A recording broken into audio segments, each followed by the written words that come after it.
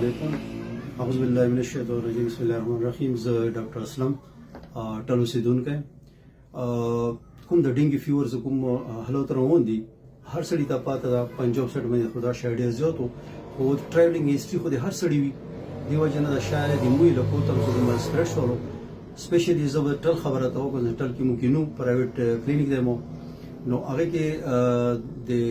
ډینګي څه کومه ده تقریبا یو کور کې تقریبا 3 کسان 2 کسان ده تقریبا ډینګي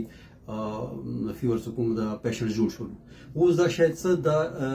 د کومه لګیا په یوه نه پدې کېږي بل مې سره وغلو دا سړی وچلو هغه څنګه سپریډ کېږي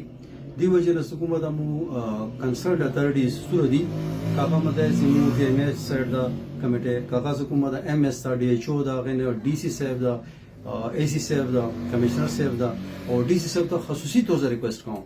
چې سبو څه کومه ده ان شاء الله مو ته ټل ته کومه ده سپری بندوباس وکي افغان څه کومه ده سموک څه کومه ده کوي کنه په دې څه شای لګیا ده په یوه نه پاتېږي دا سپریډ کېږي لګیا ده او د امواتو خطر ده او باقي عوام د څه کومه ده مو داغه ده یو قسم څه کومه ده مو ورته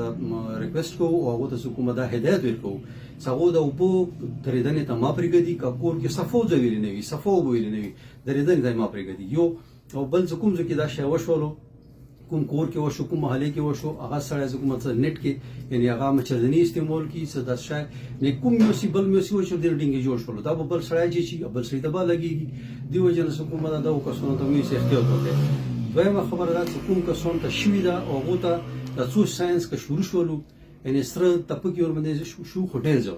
او یا پیز نه خلینا بلیډینګ وشو وینه شروع شو ډاکوم تاسو باندې نو دا به څه کومه هیڅ کیس نه ده دي ته پلیټلیټ انفیوژن کیږي هغه څه کومه د ایچ ام سی کې باقاعده و دي بروار جوړ شي دي فوري څه کومه غوښته به کومه زون رسي